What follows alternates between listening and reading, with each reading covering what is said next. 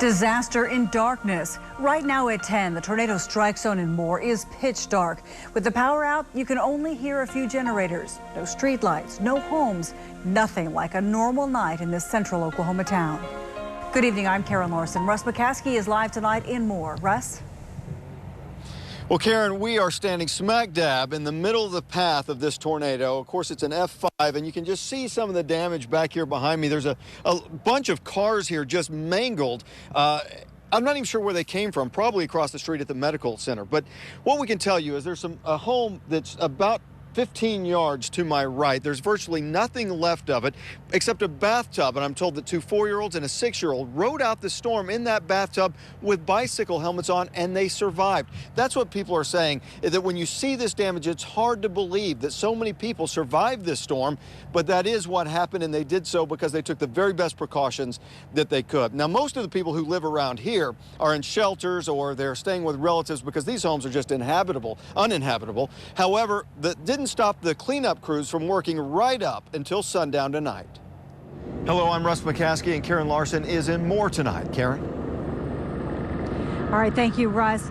Karen Larson here reporting live from Moore. You know, when you're talking about an EF5 tornado, the numbers are absolutely staggering. 24 dead, 9 of them children. We're still searching for 6 people who remain unaccounted for tonight, and you can be sure that search is going to continue until they find them. The numbers very, very staggering. Preliminary estimates now putting the damage at $2 billion. And Associated Press reporting 13,000 homes damaged or destroyed. They're just now letting families back into their homes this afternoon. And as you can imagine, from what you just see behind me, that's just the edge of where this tornado touched down. There are miles of damage and destruction.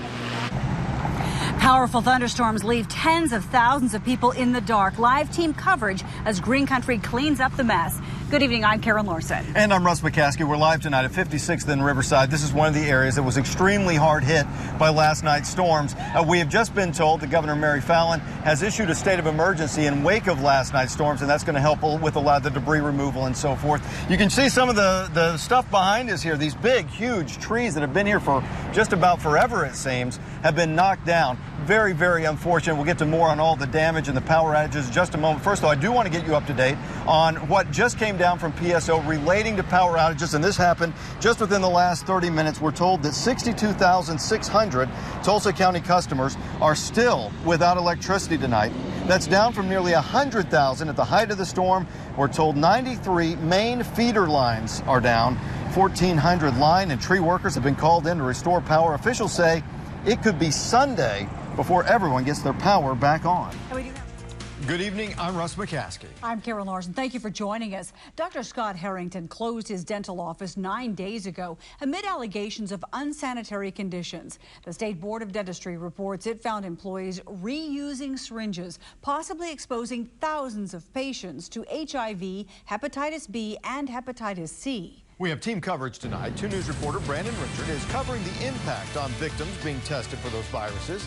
Casey Roebuck spoke with another oral surgeon who says that the dental industry needs more inspections.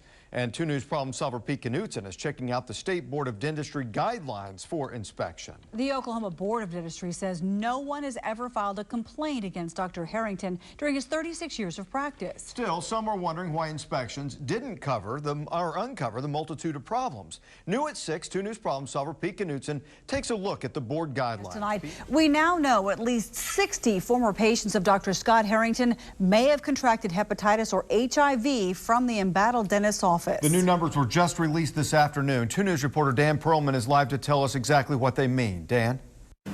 Yeah, right now the big question is, did these patients contract these viruses from this office? The Tulsa Health Department is reporting 57 patients of Dr. Harrington have tested positive for hepatitis C. We're just asking anyone with any information, I don't care how small it is, we ask you to come forward. Police are looking for answers at this hour in a quadruple homicide at a South Tulsa apartment complex. We'll get through this. There are a lot of things that are a whole lot more devastating than this.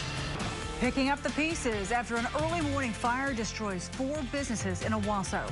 Good evening, I'm Karen Larson. And I'm Russ McCaskey. 4 women are found shot to death inside a South Tulsa apartment. Their bodies were discovered around 12:30 this afternoon at the Fairmont Terrace Apartments.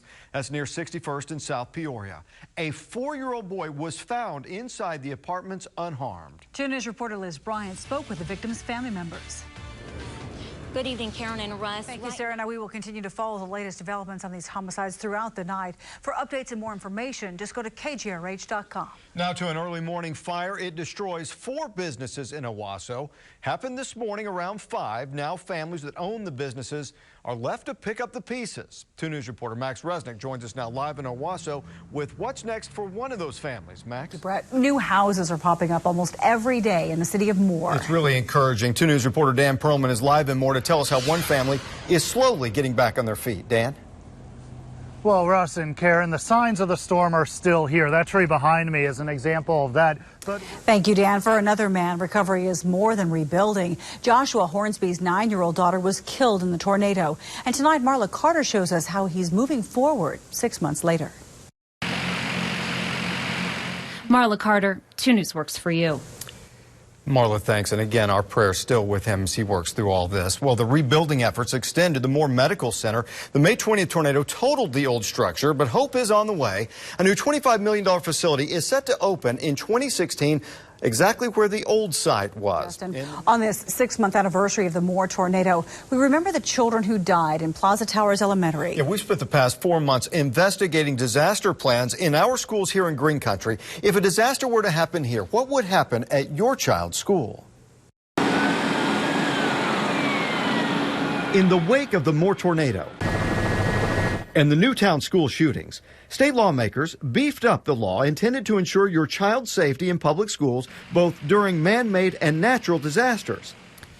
So how can you make sure that your child is safe at school? Ask your child's school district if it filed plans with every emergency response agency in the district. That way, if a disaster happens, that plan isn't just sitting in a file drawer, it's actually being put to use. Maybe a little mix of some sleet and freezing rain, but it'll be light. Last taste of summer is gone for good, no doubt. Thanks for joining us tonight. 2 News continues at 5 a.m. or whenever news breaks. Good night.